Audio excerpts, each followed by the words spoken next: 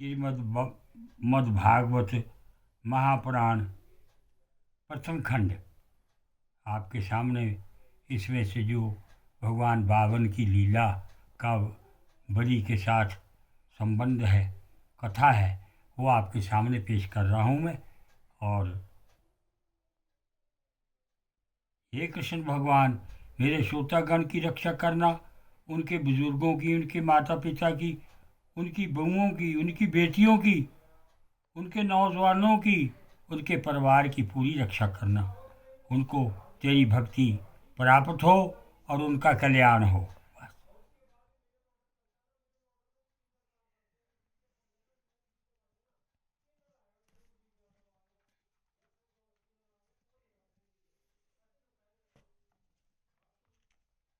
श्री भावन भगवान की जय। हे वामन भगवान जी, उनकी रक्षा करना, इन श्रेतागण की रक्षा करना प्रभु।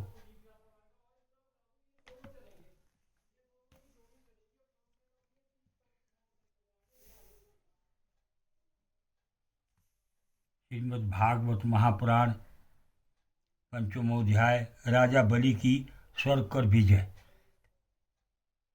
पाठ 2। वक्रतुंड महाकाया सूर्यकोटि संप्रभा निर्विघ्न कुरुदेव सर्वकार्येषु सर्वदा। गणपति भगवान की जय। ओम सर्वमंगल मांगल्ये शिवे सर्वार्थसाधके शरणे त्र्यंबके गौरी नारायणी नमस्तुते। माँ दुर्गा की जय हो। गुरुर्ब्रह्मा गुरुर्विष्णु गुरुर्देव महेश्वरा, गुरुर साक्षात पारब्रह्म तस्मै श्री गुरुवे नमः। शंकर भगवान की जय, विष्णु भगवान की जय, ब्रह्मदेव भगवान की जय, श्री लक्ष्मी नारायण की जय, श्री सीताराम जी की जय, श्री गौरी शंकर की जय, श्री सरस्वती ब्रह्मदेव की जय, श्री राधे कृष्ण की जय,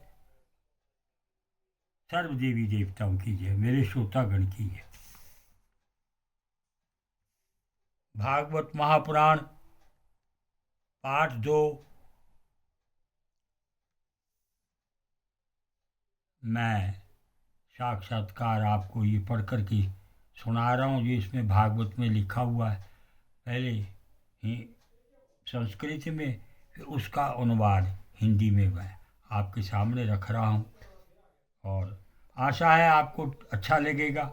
भगवान नारायण आप लोगों की रक्षा करे। जब तक मेरा जीवन है तब तक मैं कोई ना कोई ग्रंथ की आपको वीडियो बना करके देता रहूँगा। मैंने 5-4 वीडियो बना करके मैंने गीता की दी थी, लेकिन किसी श्रोतागण ने उसको कोई व्यूज़ नहीं आया। मैंने कहा जब लोग देखते ही नहीं हैं तो क्या क्या फ़ायदा इसका दे करके, मैंने वो बंद कर दिया। अब मैंने भागवत के लोग देख रहे हैं, इसको सुन रहे हैं, पढ़ रहे हैं बस। और भगवान नारायण आप सबकी, सारे परिवार की रक्षा करे, यही मेरा ध्येय है, यही मेरी कामना है।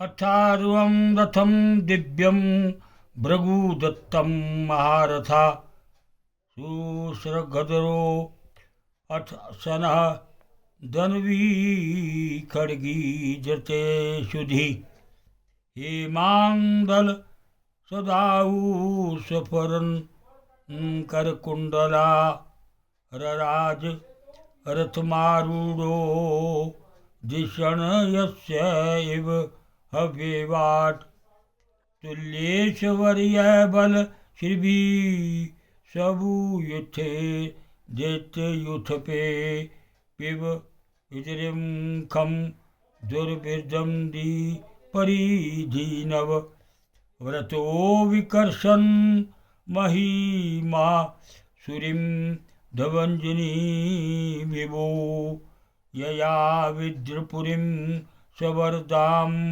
कंप्यानिव रोदसी, रमया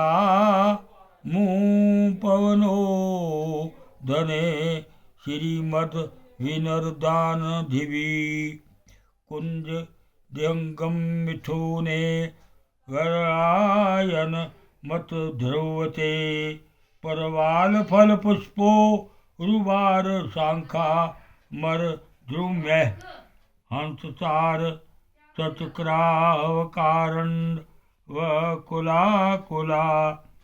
नलिन्यो यत्र करदन्ति प्रमुदाः सुरसेविता आकाशगंगा दिव्यव्रतं परीकभूतया परकारे नाग्निवर्णे स्वतालेन तेन च रुकं पथ कपाटिश्च द्वारे सपति गौपुरे जुष्टां विभक्त प्रमथा विश्वकर्म विनारमिताम्।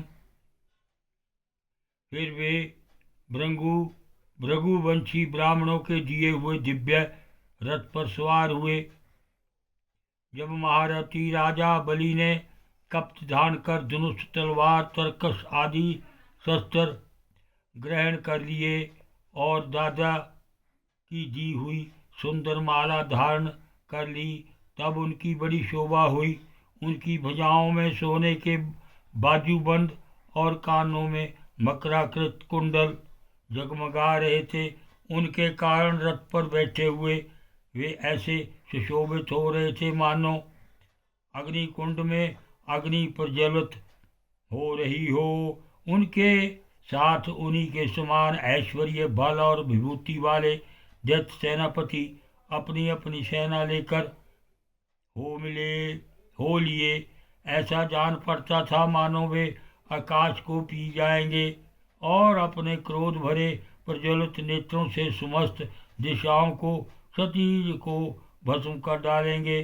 राजा बलि ने इस बहुत बड़ी असुरी सेना को लेकर उसका युद्ध के ढंग से संचालन किया तथा आकाश और अंतरिक्ष को कंपाते हुए सकल ऐश्वर्यों से परिपूर्ण इंद्रपुरी अमरावती पर चढ़ाई की।